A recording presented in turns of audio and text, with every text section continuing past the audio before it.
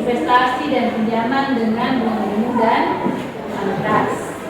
Dan tujuan pembayaran kita saat ini adalah yang pertama, kalian dapat memahami pengaruh bunga dan jangka waktu pinjaman terhadap pinjaman dan investasi. Jadi, jangka waktu pinjaman yang pertama adalah ketika jangka waktunya adalah pendek.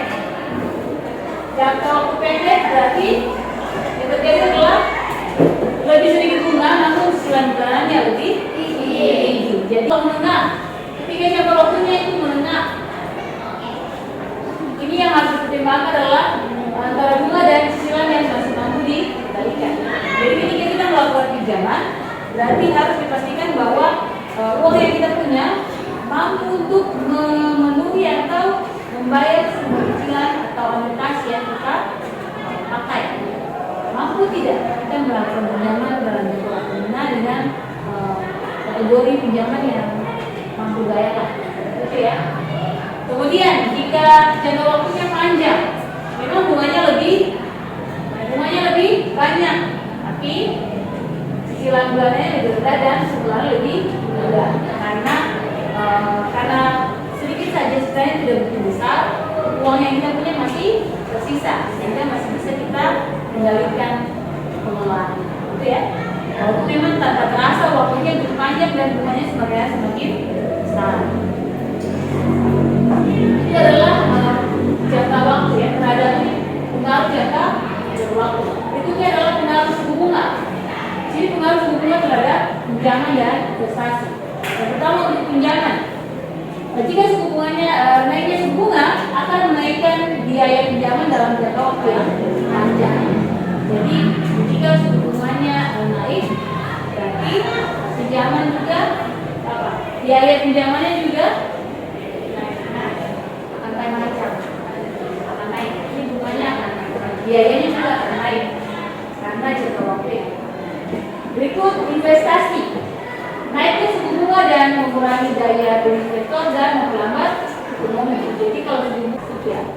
Berikut resiko jika keuntungannya itu dengan jangka panjang. Waktu yang lebih lama memberikan kesempatan investasi tumbuh dengan lebih stabil dan nilai kenaikan yang lebih tinggi karena jangka waktunya panjang. Matematis risikonya juga jadi lebih kecil. Berikutnya, pertimbangan dalam menentukan jangka waktu pinjaman. Yang pertama yang dipertimbangkan adalah kemampuan bayar. Kita mampu tidak membayar. Saya betulkan kemampuan bayar dengan melihat cash flow atau mungkin uang cash kita itu berapa. Pendapatan kita yang bisa kita terima dalam setiap bulan itu berapa, sehingga kita mampu buat pinjaman yang angsurannya atau cicilannya atau anuitasnya itu berapa. Itu ya, itu namanya kemampuan bayar. Berikut perencanaan keuangan. Menyesuaikan jangka waktu pinjaman dengan perencanaan keuangan jangka panjang. Jadi ketika kita mau melakukan pinjaman, kita juga harus pikirkan dalam beberapa tahun ini apa saja rencana yang akan kita lakukan. Apakah pinjaman yang kita lakukan ini akan dilakukan untuk misalnya pendidikan, berarti ada berapa persen yang kita siap simpan, gitu ya, dan sampai langsung dihabiskan. Padahal ada rencana jangka panjang. Itu strategi investasi terbaik pada suku bunga yang berfluktuasi. Yang pertama adalah penanaman modal aman. Pertama itu reksadana, pasar uang, kemudian deposito, kemudian treasury bill. Berikut penanaman modal progresif, itu ada saham, obligasi, reksadana, ya.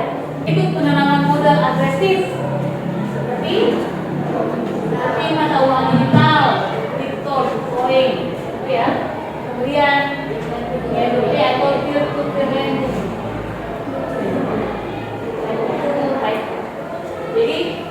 Jadi peer-to-peer lending seperti pinjaman online itu dia agresif karena dia berkembang sangat besar dan dia cenderung lebih mudah.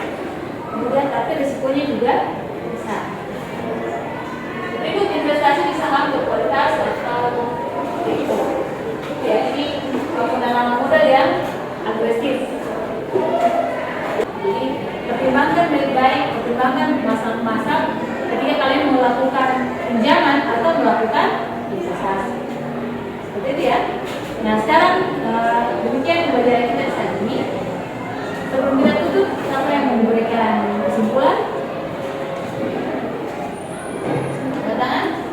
Iya, yang bikin kesimpulan Karen, Devi. Oh, iya, silakan. Kesimpulan. Kesimpulan yang dapat saya ambil yaitu hindari pinjaman sebagaimana mungkin, karena bagaimanapun melalui pinjaman itu ada bunga, sehingga kalau dilihat dengan sama juga pasti keuntungan ada pada orang yang akan pinjam. Itu untuk kita pribadi, pertama kita harus pintar-pintar dalam mengelola uang.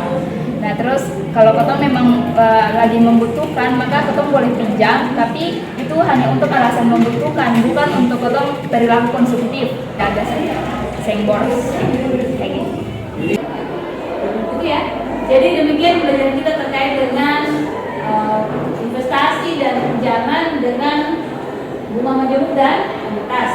Nah, semoga dengan pembelajaran ini kalian dapat menjadi sebagai pembelajaran dan pengetahuan terkait dengan mengelola keuangan, sehingga kalian dapat menjadi anak-anak muda yang sadar bahwa perekonomian negara ini tergantung kalian juga ya, karena kalian adalah pengurus bangsa ini dan kalian harus peduli terhadap perekonomian yang ada di negara Indonesia. Pintar-pintar menggunakan uang agar keuangan kalian dapat stabil dan kalian dapat menjalankan